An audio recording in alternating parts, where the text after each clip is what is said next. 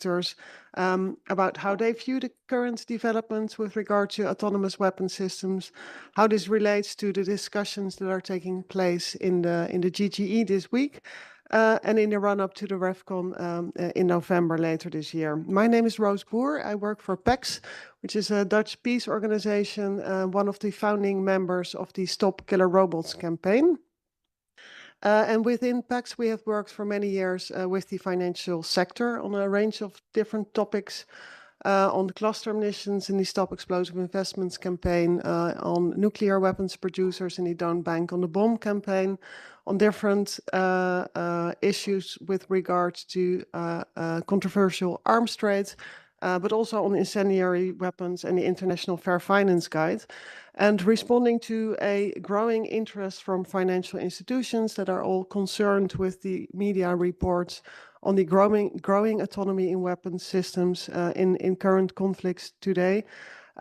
We have just launched a kind of like guidance paper for financial institutions on autonomous weapon systems. There's flyers with a QR code just over here. So if you leave the room and you're interested to read a little bit more about that, please feel free to take a flyer. We have done this because we are receiving many questions from financial institutions who would like to know more about our views on autonomous weapons, what the problems are, what the current state of affairs is with regard to international regulations. And this is also why we have, together with the Stop Killer Robots campaign, organized this meeting today. And I'm very happy that we have different voices from the financial sector here. We have one online guest today, which is Sam Jones, the president and co-founder at Heartland Initiative. And I'm very happy that we have in person here Aldo Bonato, who is the stewardship and ESG networks manager at Etica Funds, Camille Biscon de Saint-Julien, who is the human rights and social lead at La Banque Postale, and Claire Gavini, who is the senior ESG engagement specialist at the Ethos Foundation. I will introduce our speakers a little bit more elaborately later. But as you will have noticed on the flyer for the event, this is meant to be an interactive side event, so a discussion.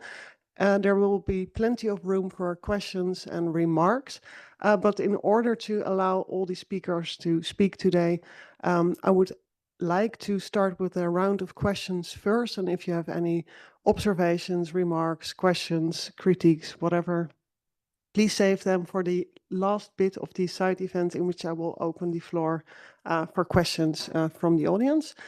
So without further ado, I will turn to our first guest now, Aldo.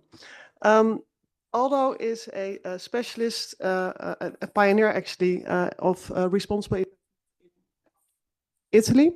Mr. Bonatti leads the Etica stewardship activities, including corporate engagement, proxy voting, advocacy, and collaboration with international investor networks on sustainability and human rights issues.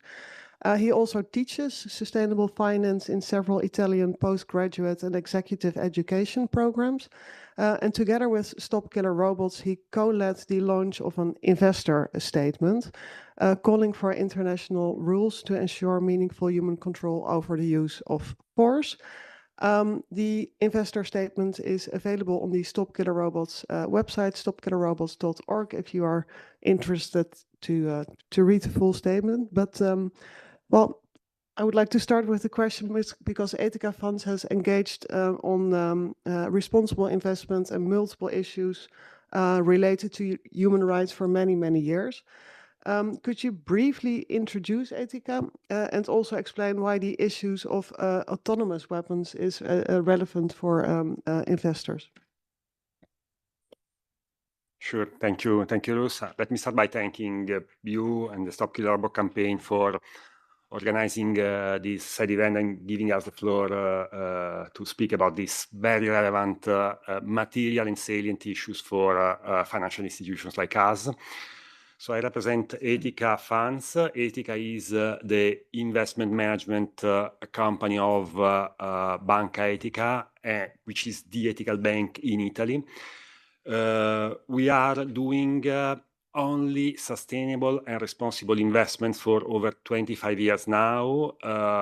We do invest in financial instruments, i.e. equity and bonds issued by companies listed in regulated markets, so public markets.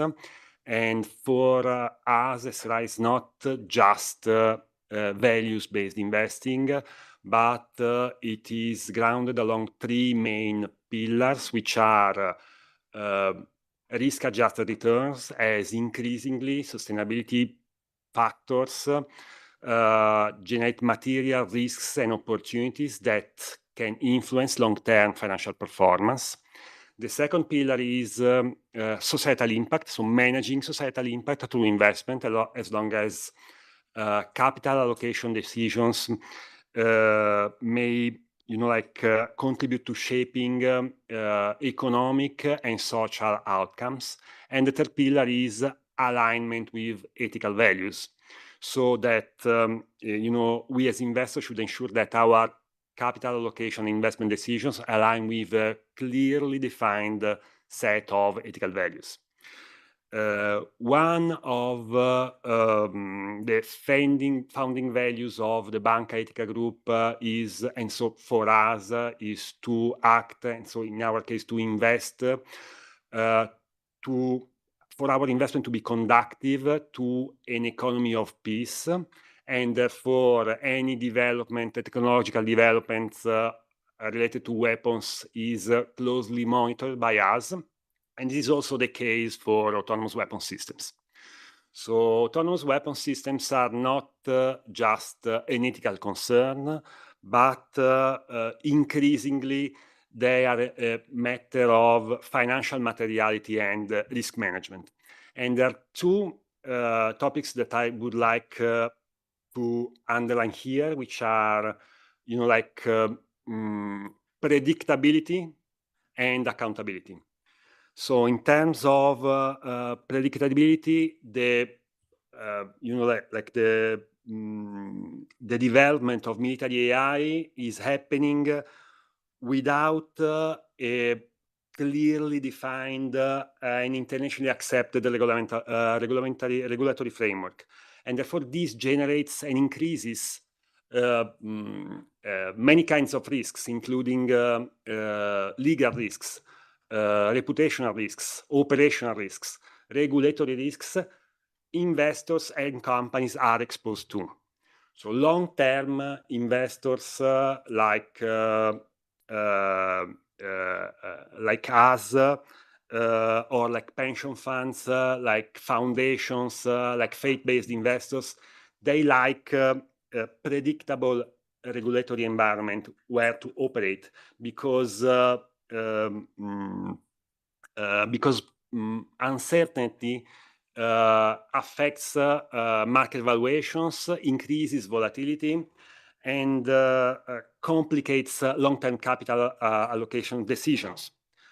In terms of accountability, while more autonomy may change the way that targets are defined, they ultimately cannot change the fact that the ultimate responsibility rests on human according to international law. And therefore, uncertainty over responsibility, supervision and oversight may increase for investors legal and reputational costs, for investors and companies alike. So in this regard, a binding internationally recognized regulatory framework would help address this issue, would help reduce uncertainty, provide a clear, expectations for companies, improve transparency, improve accountability, and support more informed and better informed investment decisions by companies and by investors. And furthermore, it could foster a more effective stewardship, as engagement between investors and companies is far more effective when it is,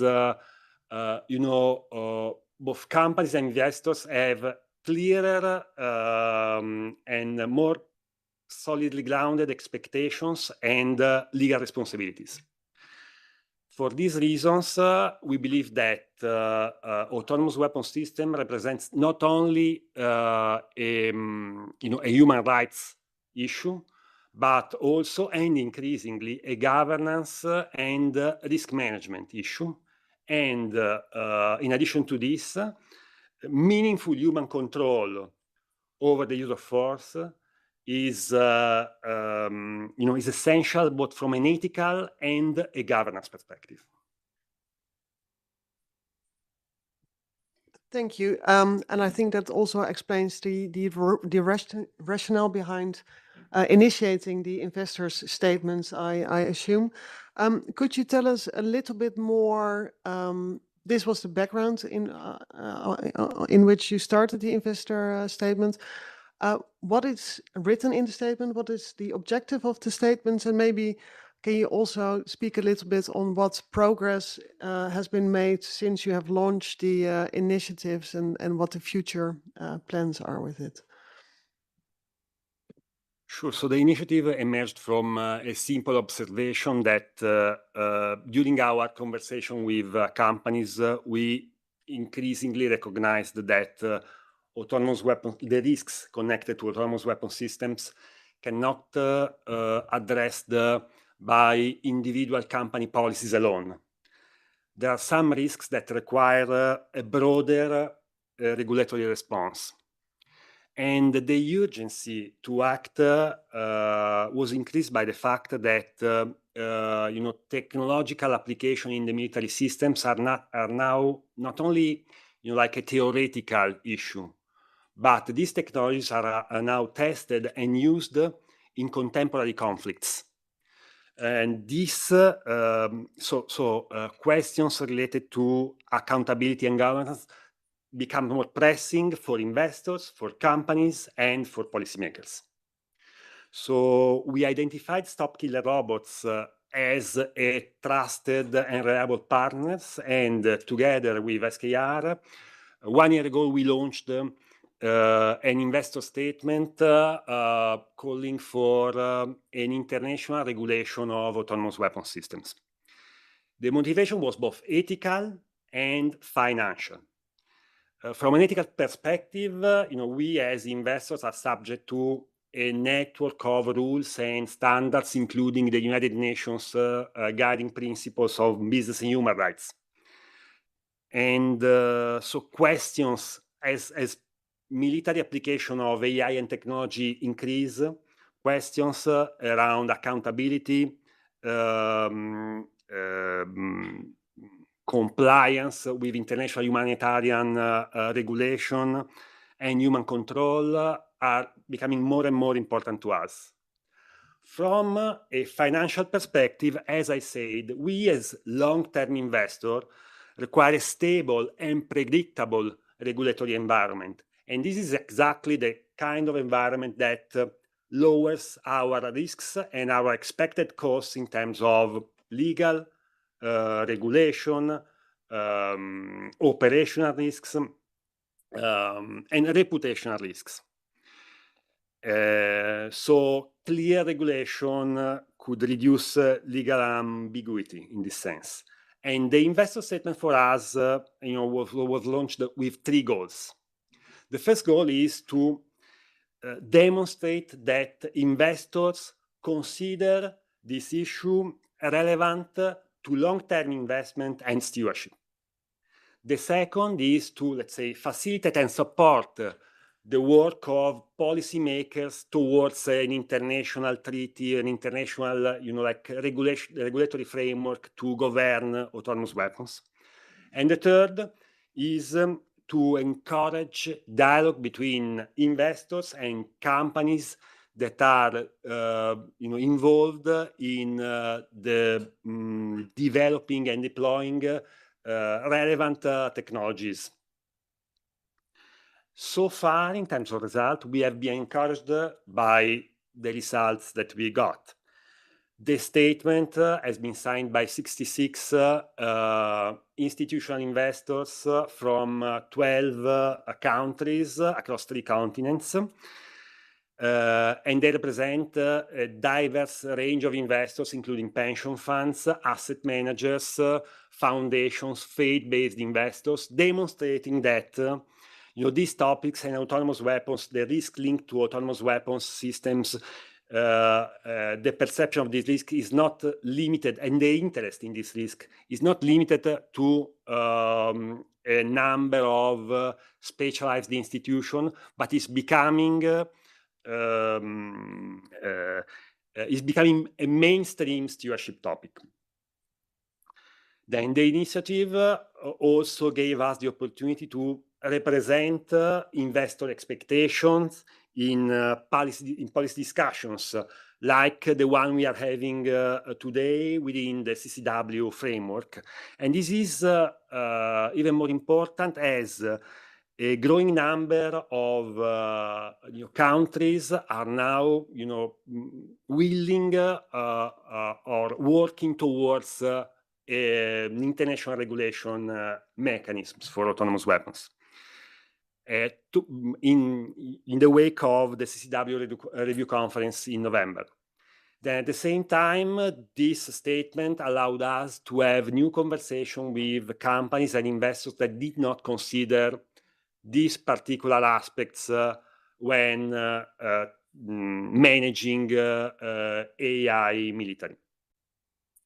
Looking ahead, our immediate goal is to reach and surpass 100 supporters before the CCW review conference in November, sending a strong signals to policymakers that investors want greater certainty, accountability, and international cooperations on this issue.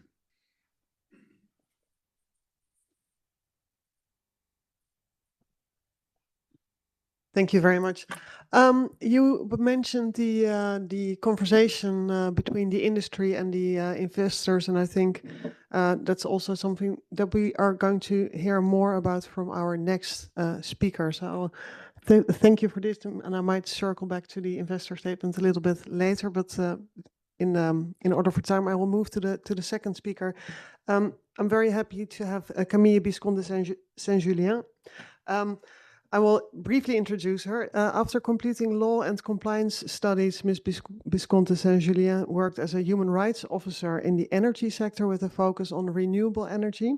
And in her current position, she leads the development of methodologies, tools, and policies on investments and human rights, and supervises the application of the human rights policy within the LBP Asset Management Group. She is in charge of human rights due diligence and stewardship and has deployed several campaigns regarding investee companies' operations in conflict-affected and high-risk areas. She has also completed executive training at the Institut des Hautes Études de Défense Nationale with a specialization in defense industry issues, and she serves on the steering committee of the Guidance for Responsible Investment in Defense Grid and leads several engagement initiatives with defense companies. I'm very happy to have you here, and especially because you have done plenty of engagement with the industry, and that we would be very interested to hear more about within the boundaries of what you can share, of course. But to start, the LBM Asset Management Group has undertaken a very detailed assessment of companies involved in the development and deployment of military AI.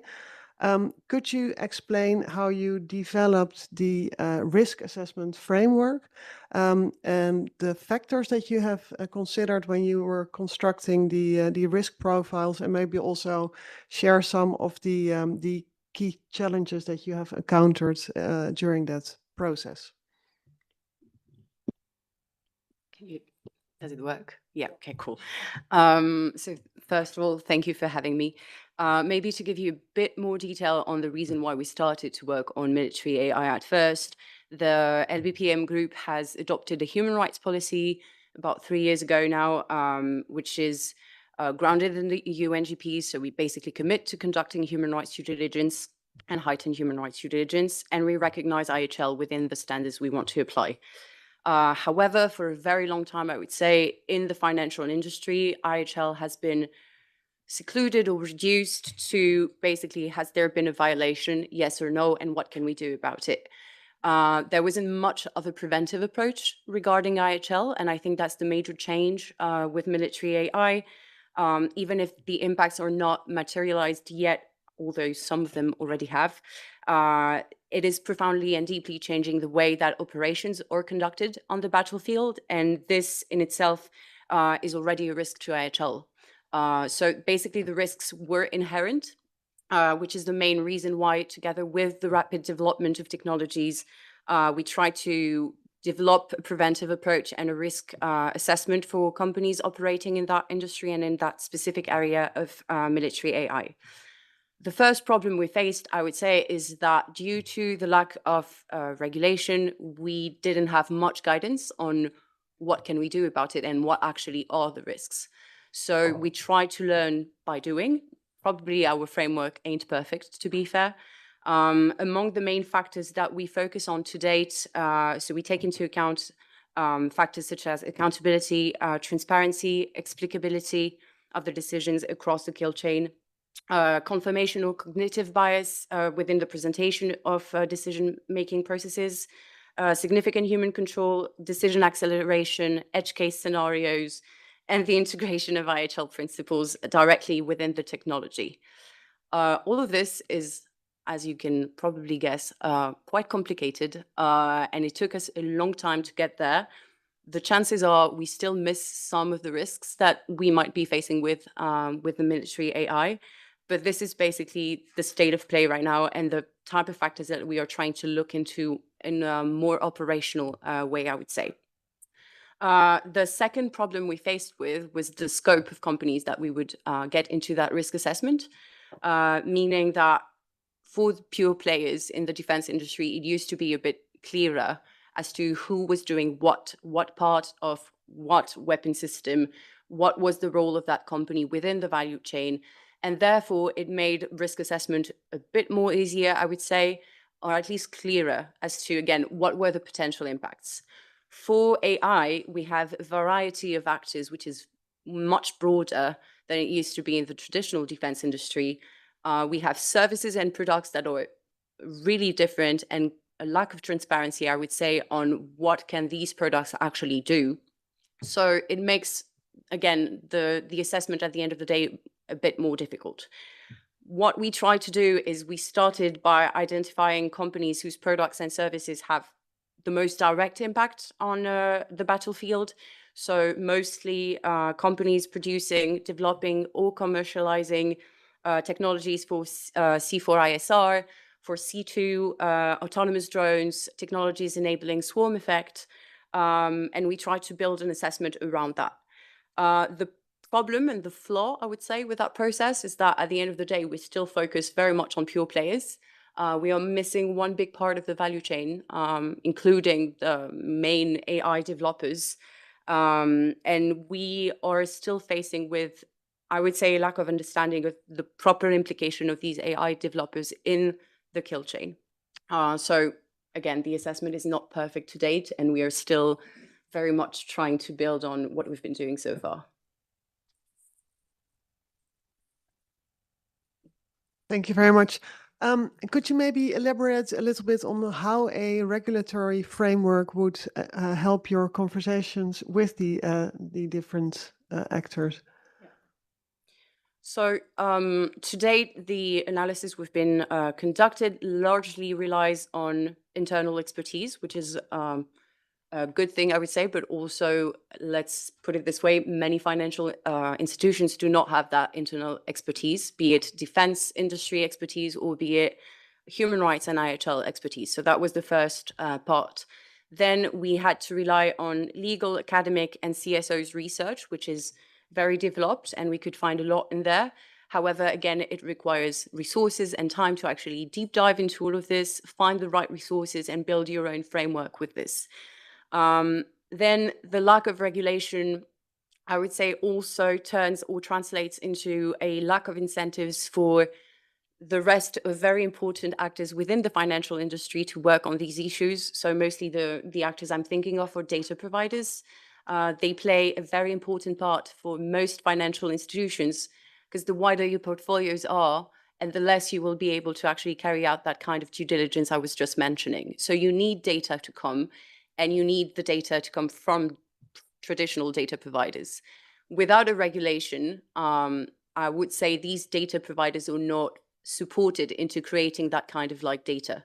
So for now, there's a lack of resource, a lack of data, a lack of incentives to carry out your own due diligence, and challenges when you have really wide portfolios.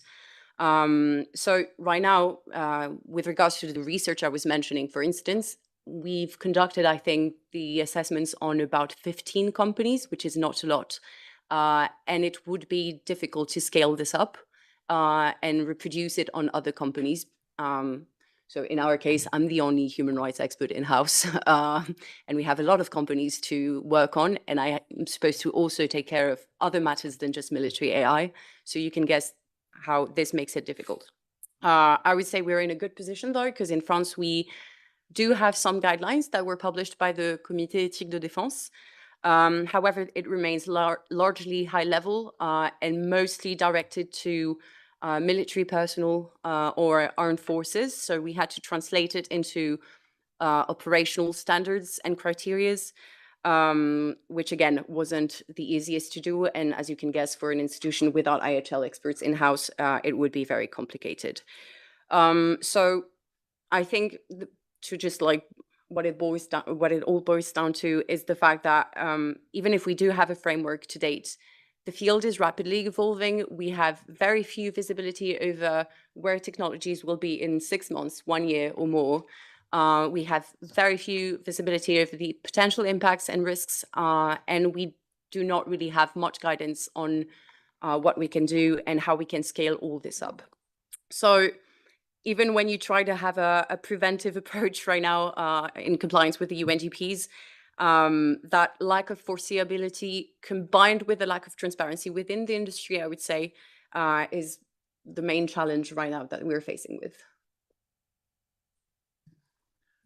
Thanks a lot. And maybe one last question before I turn to the next speaker is, we are not all in the position to talk with the companies directly. And I just wonder if there's also something you can share in general more about the awareness of companies about the risks associated with the technologies they are engaged with, but also maybe how they regards how they see the international process to some extent.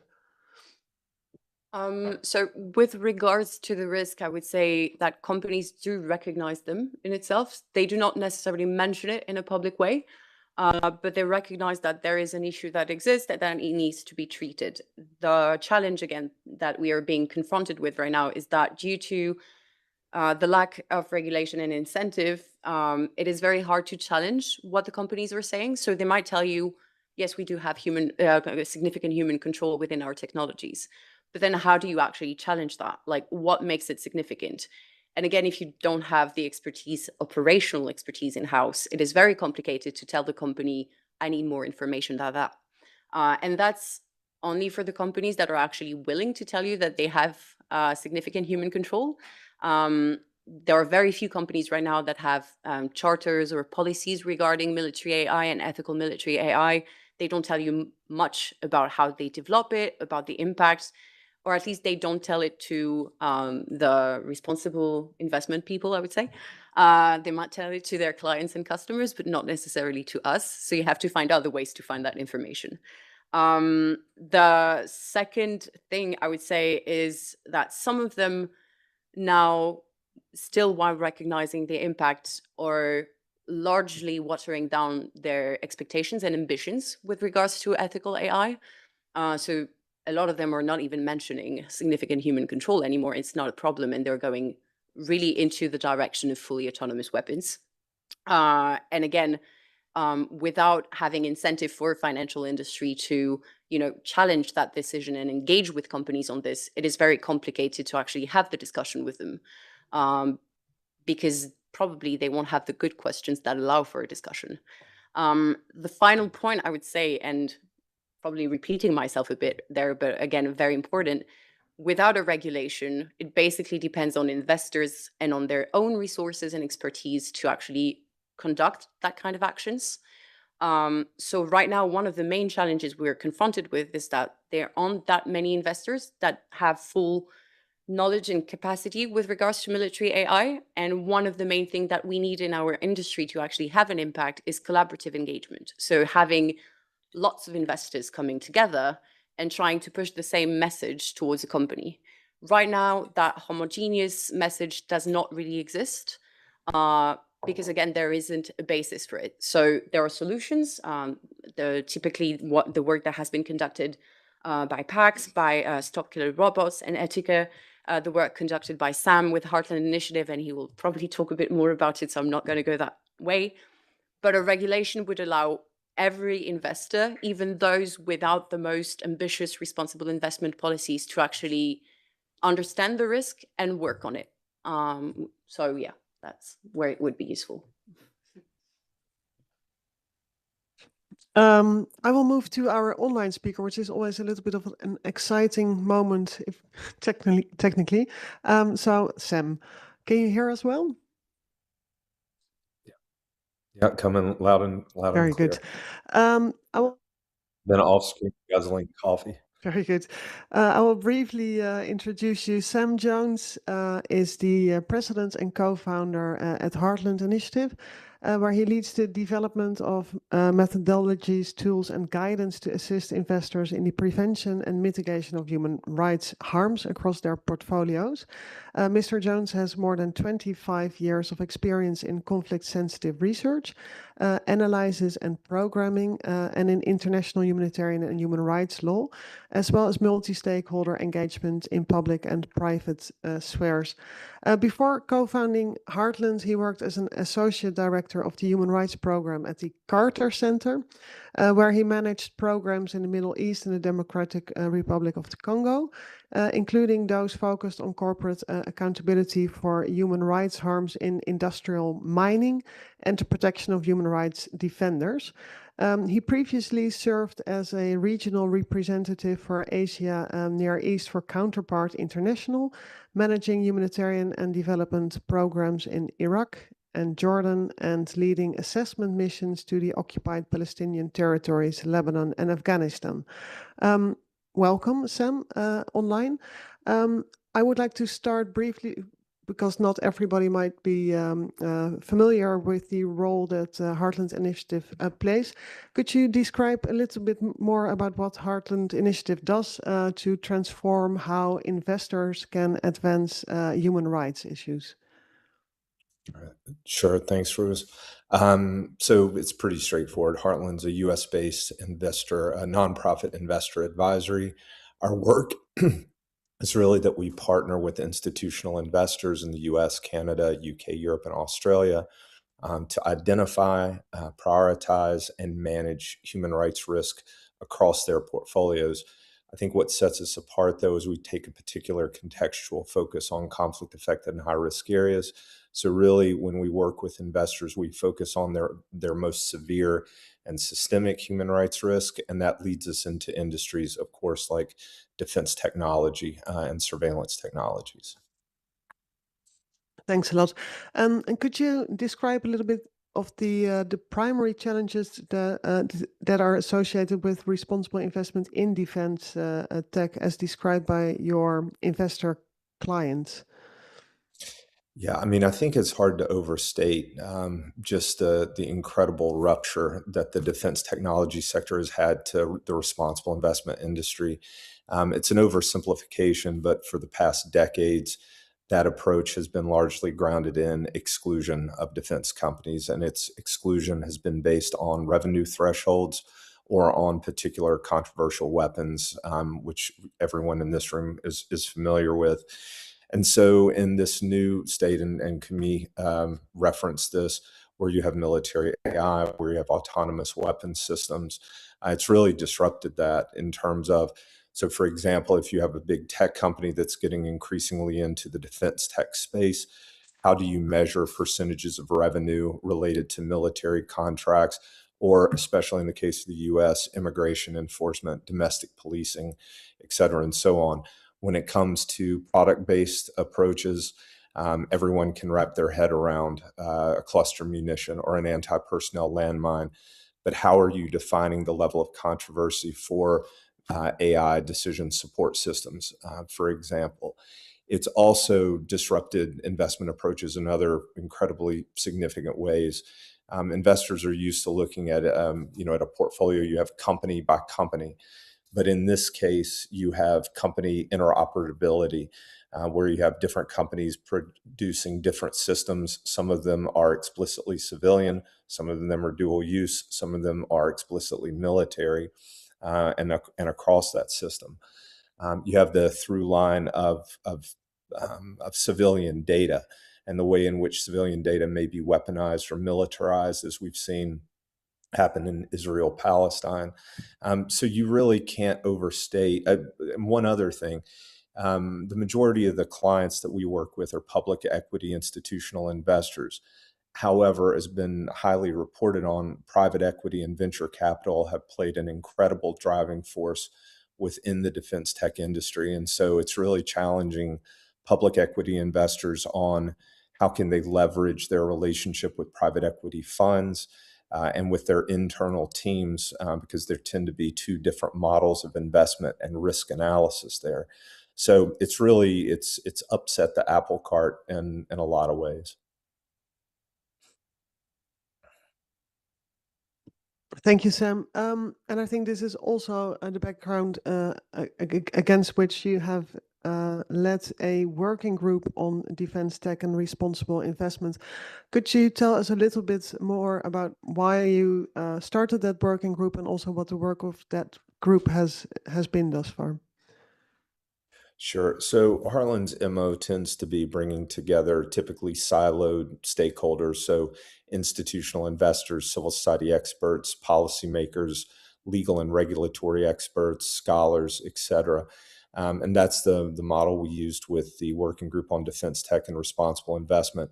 We convened it in October of last year, and it was to address the same challenges that I was talking about, but within a very practical way that investors could immediately dig into and start applying. So essentially, it was designed to bring in together institutional investors with experts that are really at the vanguard of military AI, autonomous weapon systems, and high-risk surveillance technologies. It was originally conceived of as maybe a 15-member group, evenly split between the two. But I think it's a symptom of just how much in demand guidance is within the investment community around the space, that it's now 80 members. We have investors with over 18 trillion assets under management and advice in the group, and an incredible array of scholars and practitioners from the civil society space. In terms of what it's actually going to do, again, it's very straightforward. Number one, a risk analysis framework for investors to identify the most salient and material risks associated with these technologies. Number two, a set of company engagement guidelines when investors go to their portfolio companies, that they can talk to them about concepts like lawful by design or ethical by design. That engagement guidance will be split up into two. So one, policy, practice, and governance of the company, which is more traditional. But I would argue, more importantly, there'll be engagement questions around four-stage product life cycle. And I would argue that for investors, it's never been more important to engage, especially on these technologies at the R&D stage. Third will be a clear set of exclusionary criteria, both product-based and conduct-based. And the fourth will be a version of the guide for the private equity market. So far, we've had an incredible amount of meetings in a short amount of time. We will be meeting at UNPRI coming up in October. And at that point, we're going to release a red flag terminology due diligence guide. So in other words, what red flags are associated with what particular types of high-risk defense technologies, what are the salient material risks of those technologies and their applications, and then what are questions that investors can ask at the pre or post-investment stage about those technologies directly with the company.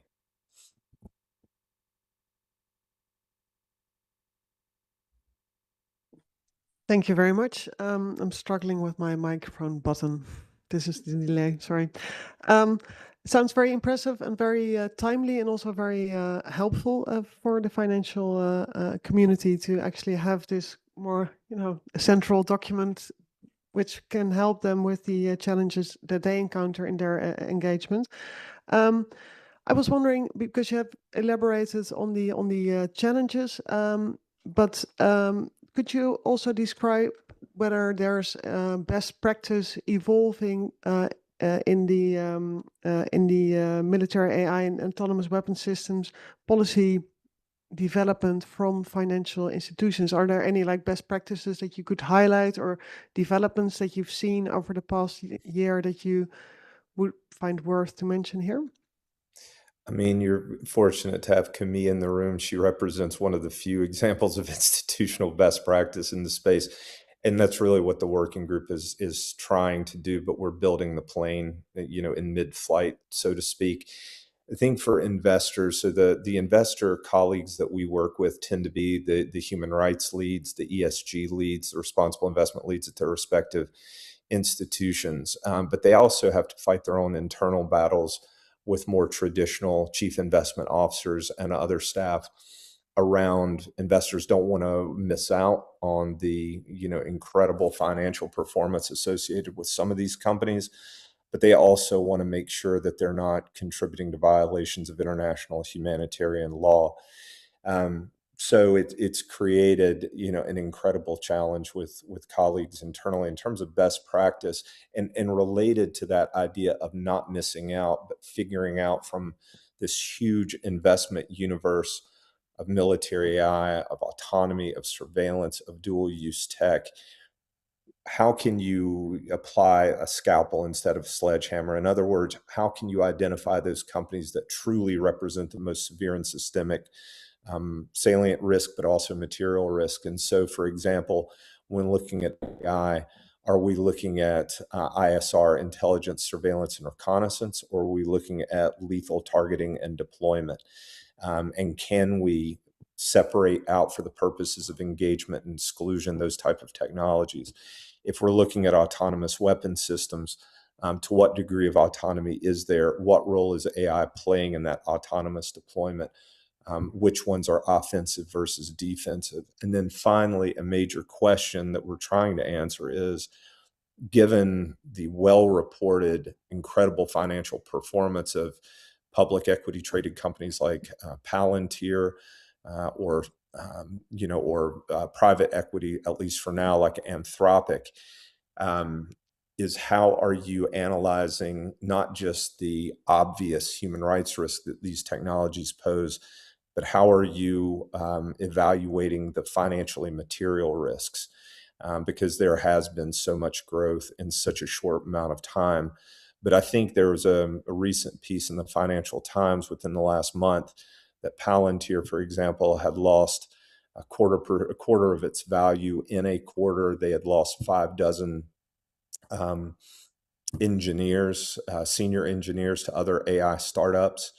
They have had contracts canceled at the City of London and different European capitals. And so you're seeing that a company that was having stratospheric financial performance, there is a adverse impact when you're doubling down on customer relationships with customers like the US government, like the Israeli government, where there are systematic violations of IHRL, IHL, in the US's case, US constitutional law, that there are consequences for that kind of behavior and that kind of business model. I'll stop there. Thank you, Sam. And maybe as a final question before we move to our next speaker, how would the regulatory framework that's being discussed here in the CCW help your investors in moving forward?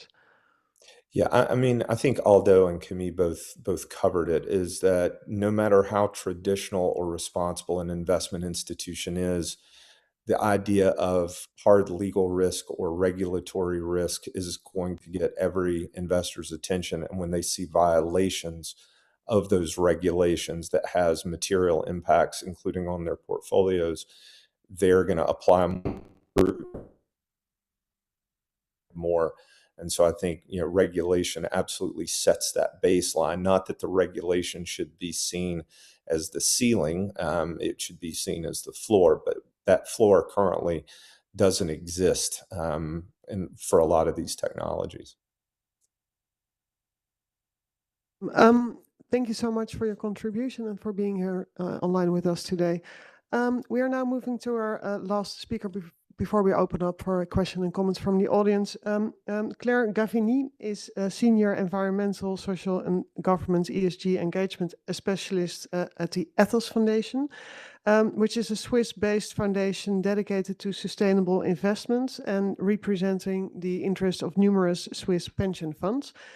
In this capacity, she leads constructive and long-term dialogues with listed companies to promote best practices and transparency on ESG topics. I would like to start with a question, because as an investor stewardship organization advising Swiss pension funds, why is the topic of autonomous weapons relevant to institutional investors, in your opinion?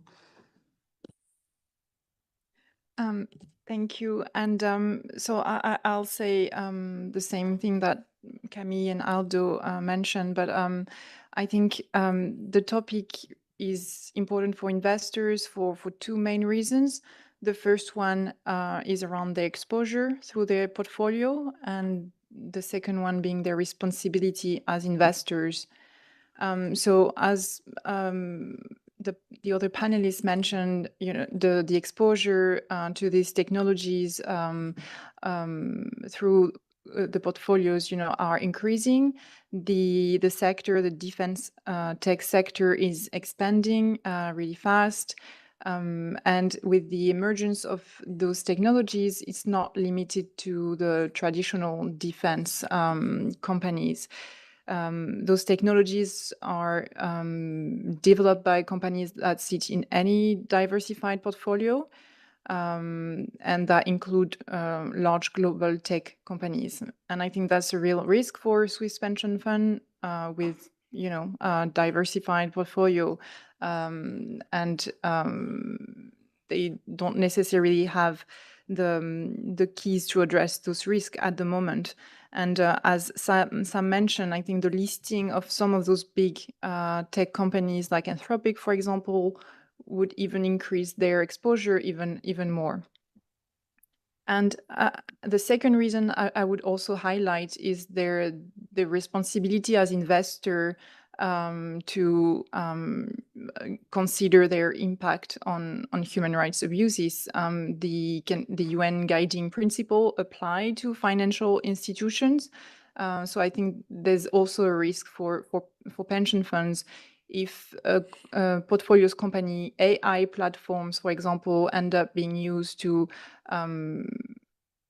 set targets, then the consequences also, they're not investors are not immune, insulated from those consequences.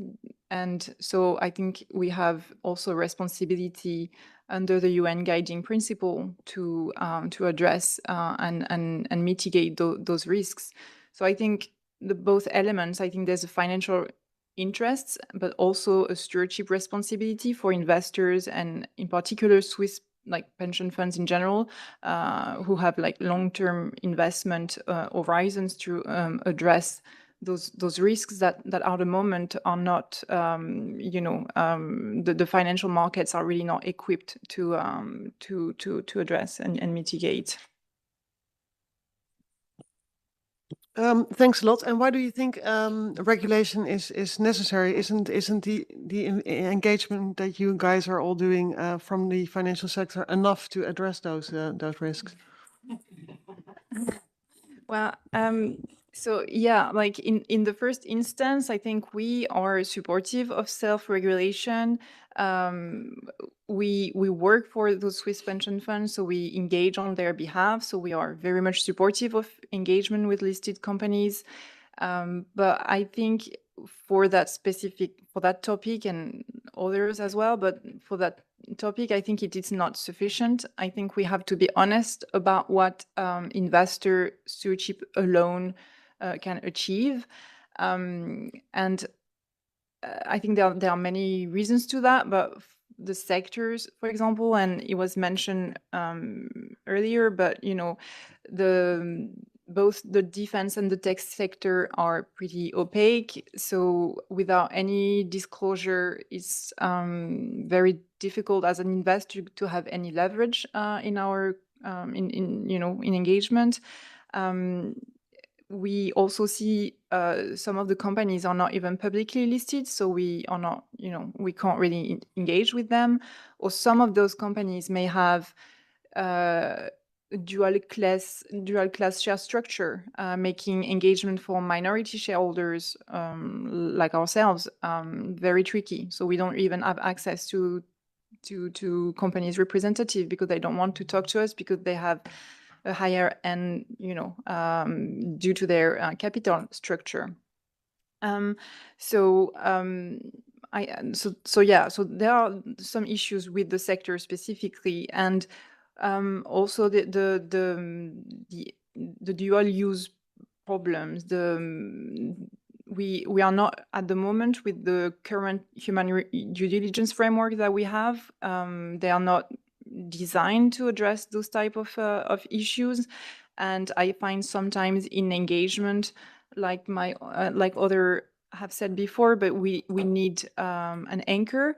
And it was the case when we engage a company on climate transition, for example. We can use and benchmark their commitments against the Paris Agreement. When we engage a company on their human rights due diligence, we have the UN guiding principles. We have now the CSDDD. So we have those framework that really help have a meaningful conversation. And with those autonomous weapon systems, but military AI in general, there is no binding framework. So both companies and investors, I find, kind of, we operate in a vacuum. There's no standards. So I think a treaty would create that kind of baseline from which more meaningful engagement could become possible. So I'd say yes to direct company engagement, but we also really need that kind of regulatory push. And as investors, we are also active in the public policy and advocacy space. And I think we should be pushing for that systemic change, but also setting expectations with companies. But without that baseline, I think it's quite tricky. That's very clear. It's a kind of like a mutual reinforcing movement we are in. With this last remark, I would like to open the floor for any comments or questions. And before you ask your question or give your comments, I would like to ask the speakers to just shortly mention who you are and who you work for. I see a hands up at the back of the room. Thank you. If there's also a specific person you are addressing your question to, also mention it. Thank you. I love mine, One Goal Initiative for Governance. I have two questions, I guess, to whomever would know the answer. So I have two questions. One is, what is the ceiling? Where do we find the ceiling? And the second question is, considering that PE has been or is being partially democratized, how do we know? How can we make sure that we're in the right tranche or in the right position of investment? Thank you.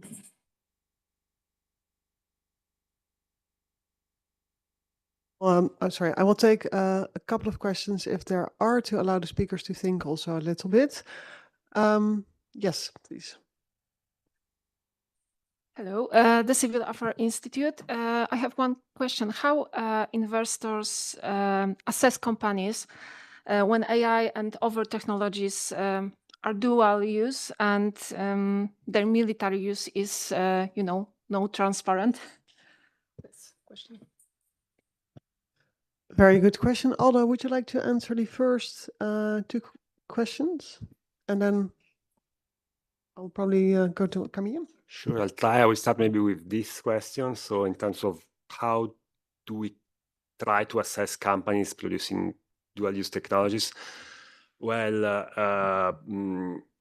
our goal is try to understand the level of risk we are exposed to. So we want to understand, we start a dialogue to monitor their level of involvement with, let's say, maybe how many contracts with the Department of Defense, for how much, where do they see the business growing or not growing? And then we try to understand better how the technologies are used and what are the controls the company have in place to ensure that they respect export control regulations, because when technologies are used for military purposes, they are subject to additional regulation. Then I'm far from being an expert such as Camille. So we, through our conversation with the company, provided that the company is open to having a conversation on this, we use this to feed our analysis of the company and use also our sentiment to understand if this risk, we feel it's managed, if the company is transparent. So this is the approach we try to take at the moment. I must say, a piece of international regulation, a treaty, would help us, being raising the possibility to have an answer by the company, because our question is grounded on solid grounds, i.e. a treaty, and possibly to, have expectations that are in the treaty. And this probably leads us to I'm not sure I got your question about the ceiling, but, I believe that ensuring meaningful human control and good luck in agreeing on when human control is meaningful, and possibly banning completely autonomous weapon system would be a good starting point from my view.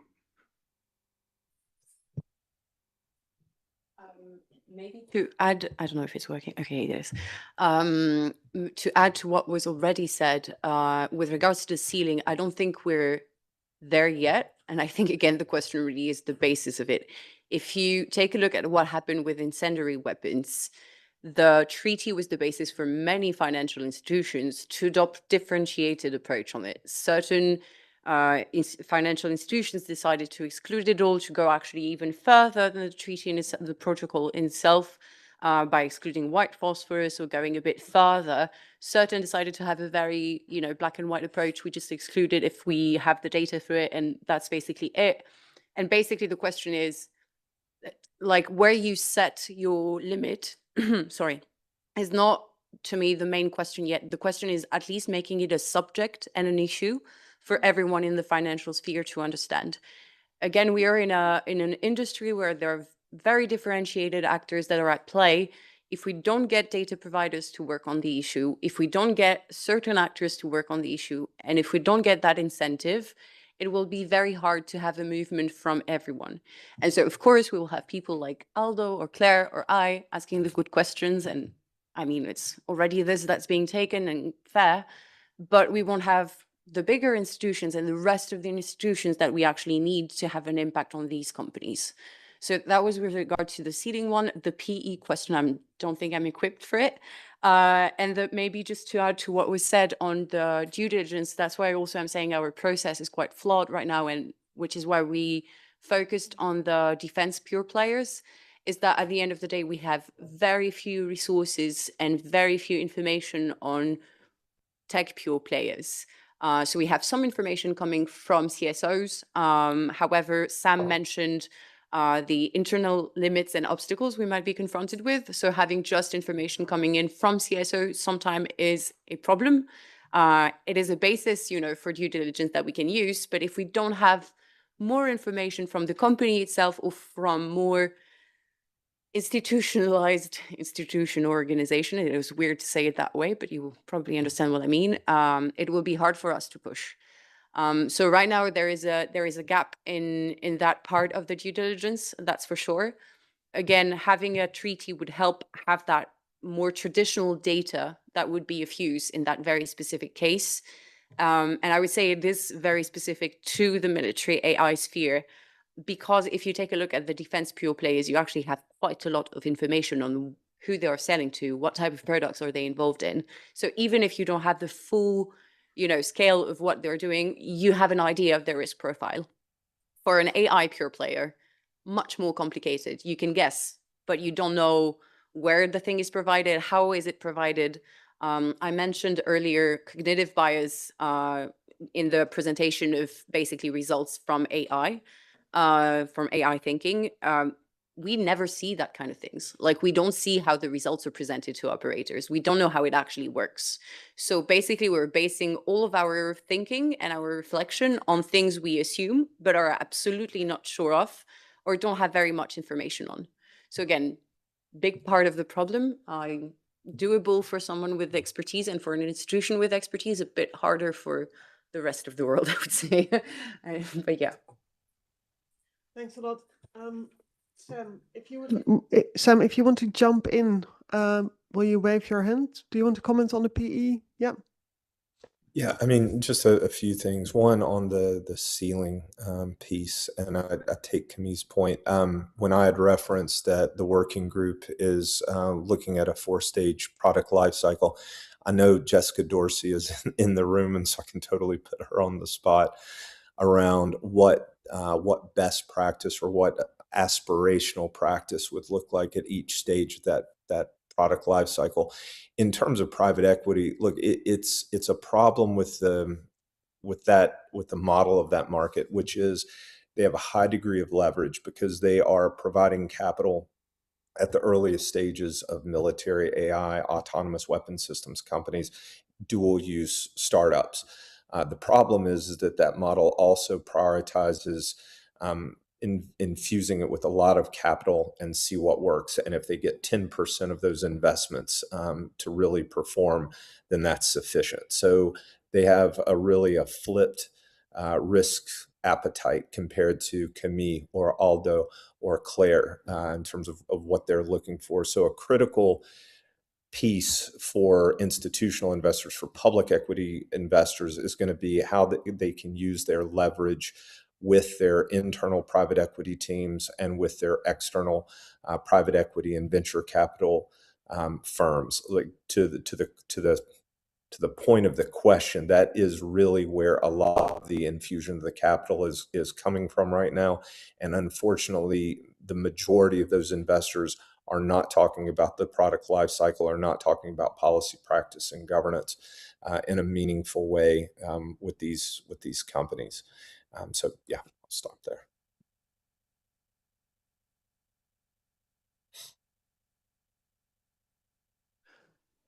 I am seeking eye contact with Jessica. Jessica, do you want to comment on this? Or University of Utrecht.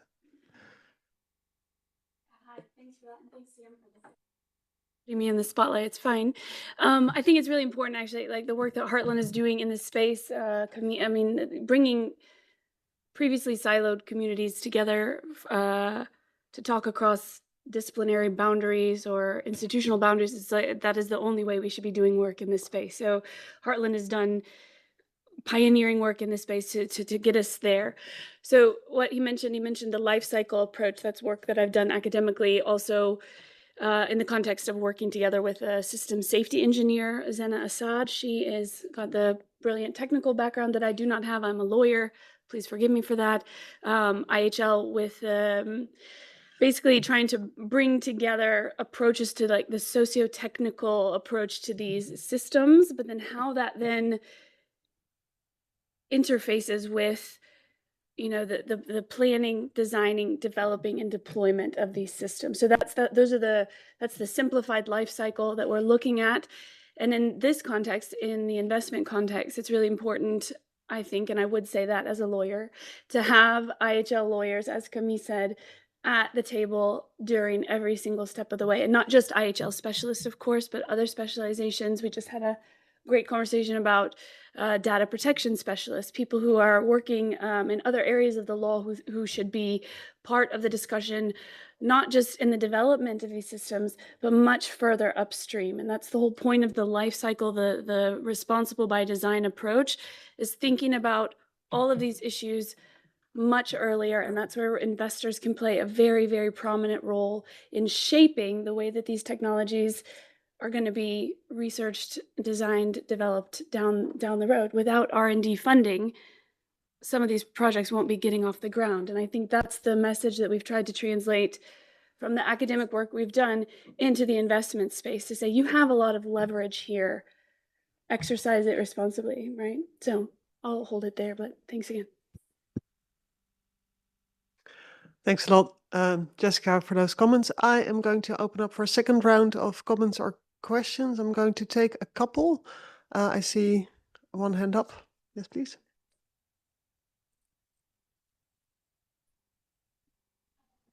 From Stop Killer Robots.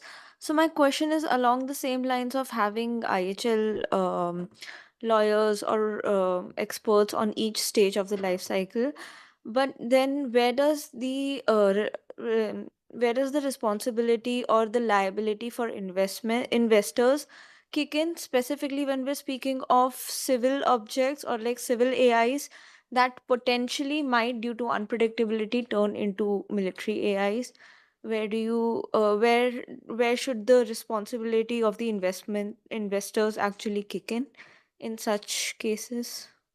For example, Anthropic being asked to kick in into the military domain.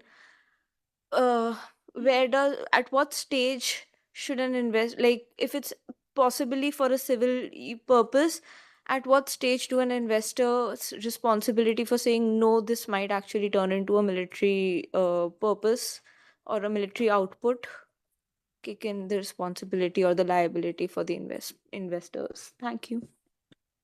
Thank you very much for that question, and I think Camille will be very happy to respond to that later. I will take one more of the gentlemen over here. Thank you very much. We all know that the war in the Ukraine is now an AI war. And one of the phenomena is that new AI and weapon systems are more or less developed on the ground. So that means you have dozens of startups which develop new systems directly on the battlefield. So, and my question is this a target for investors, this startup? So, how you deal with this, what I would call the privatization of AI war. So in the early days of the Ukraine war, we had the private IT army that individual hackers hacked Russian companies to create harm for them.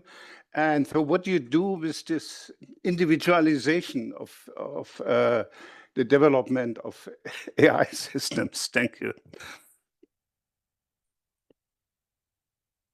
Can just try to start with the when do investors intervene.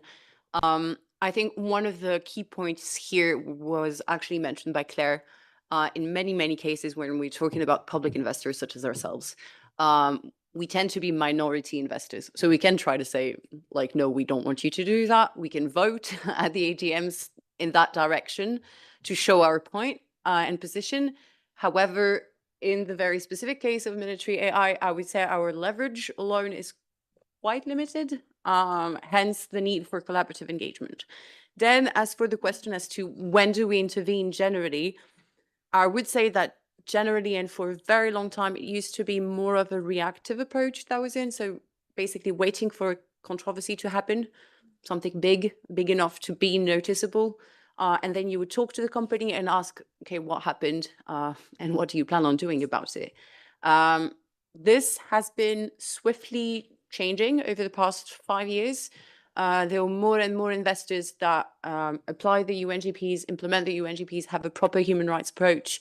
And so we are, again, smoothly shifting to a more preventive approach. Hence the need, again, to understand the proper impact of military AI on the battlefield in itself, even without any impacts materializing, like, how is your technology profoundly changing the way that war is happening, and hence poses an inherent risk to IHL at large, or military personnel, or civilians, or et cetera, et cetera. In that way, we hope to make it an issue before it gets too bad. So that's me being hopeful right there. I'm not sure it's going to hold for a very long time, but I'm still hopeful. And with a treaty, it would be really, really helpful and more efficient, I guess. So that was for the first one. And I can help with the second. Maybe on this, I would just like to add that on what Camille said, that there is a transition. Investors start asking questions, depending on where the company stands, how big is the company, what sector is the company involved in. But then investors are not coordinated. And even, and when Camille says we have a limited stake in companies we invest in, even though the money we are investing is a lot, we are talking about .something% of a company. So we really need international regulations to support and make our dialogue more credible, and being more coordinated in the asks that we have for companies. On the second point, in our case, again, we're mostly public equity investors, so we won't be exposed to that kind of startups you were mentioning. However, where we can have an impact, I think, is by working with the big companies. Hopefully you will have an impact on the rest of the value chains. So that's how we've been approaching the issue in other sectors, be it for the upstream part of the value chain, but also in the defense industry at large for the downstream value chain. So the hope is, if we manage to get the big companies to set an example, to have certain limitations as to what they want to deploy, how they want to integrate it within their systems, then theoretically the rest of the ecosystem will be forced to apply the same standards. So at least that's the way we've been approaching it right now. Again, probably optimistic, but that's basically what we can do and where we can have the most leverage at the moment.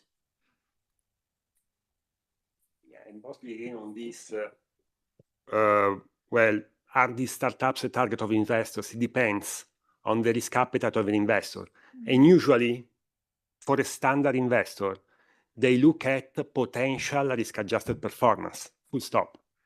So if we don't put some, like thresholds in the form of regulation on this kind of, then the risk will not materialize for investors.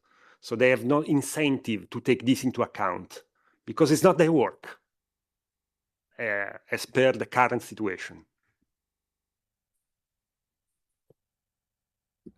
Just to come in briefly, one thing that has been abundantly clear since the Russian invasion of Ukraine and conversations we've had with companies, the defense space, the tech space, across industries, was this notion of, look, we're sanctions compliant. The company's saying we're sanctions compliant. What more do you want from us? And the problem, of course, with that is that's, again, the floor, not the ceiling, as it relates to the UNGPs.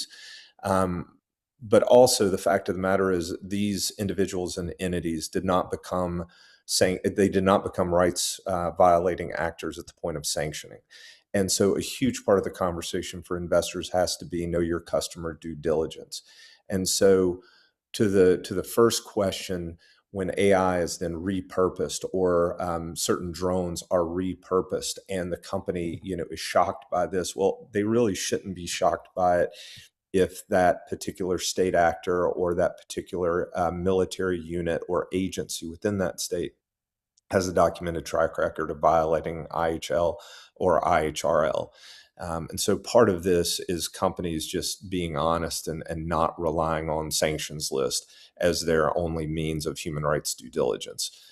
That's a critical point. I think too, in terms of, Camille's absolutely right in terms of the degree of exposure of public equity investors around battlefield repurposed products.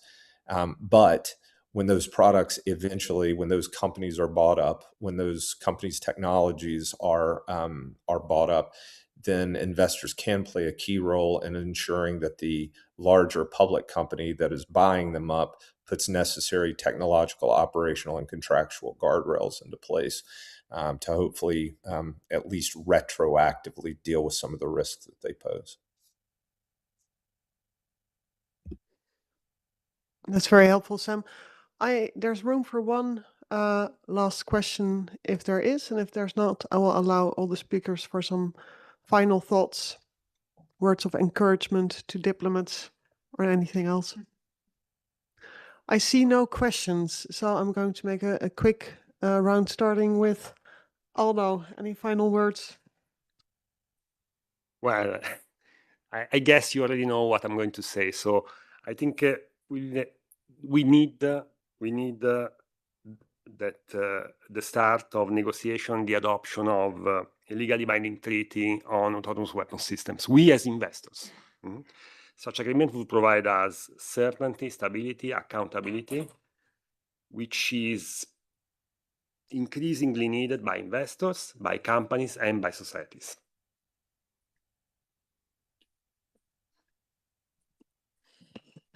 And yes, so I would add that what we are asking, now of governments is what we are asking of companies when we have dialogue.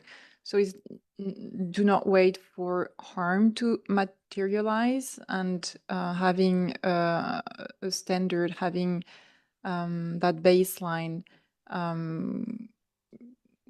would really help in addressing risks before they materialize any further. Thanks so much, Sam. Yeah, 2 points. Number one, a lot of the problem with enabling investors to act on the salient material risk is the level of complexity, sophistication, et cetera, of these technologies. So for the civil society experts in the room, in your countries of domicile, trying to get in touch with institutional investors that are there and really equipping them with the technical knowledge that they need to meaningfully engage companies. Number one. Number two, in terms of regulation, we're seeing regulation emerge in the US as part of the National Defense Authorization Act. We're seeing it emerge in Europe. But really the necessity of that regulation, not just focusing on the point of targeting and deployment of lethal force, but in the entire data chain, including intelligence, surveillance, and reconnaissance that leads up to it, and making sure that the whole ecosystem is covered. Thanks a lot, Sam. Then Camille, if you want. I'll be quick. I've been talking enough. I would just say that the financial industry might have a huge impact and leverage over how the ecosystem works and how the industry works. But for that, they need proper guidance and a baseline to agree on, which is why we were talking today. So I hope the message was clear enough. Should be. Thanks a lot for being here today. I think it's super important to de-silo sometimes a little bit from our fields of expertise and reach out to different communities. And I think a lot of has been said about the importance of setting norms, setting boundaries, and we all have our field of expertise and areas where we can do that. I think there's a lot of conversations ongoing here, but also between the financial sector and the industry. Within the industry also, there's a lot of awareness raised, and there is a lot of calls for more transparency and knowledge sharing. And I think this conversation today and your questions and contributions have helped greatly to that. I'd like to once again thank our speakers for being here today. And as Stop Killer Robots campaign, we look forward to engage further with the diplomatic community, but also with the financial sector and others. Thank you so much for coming here today.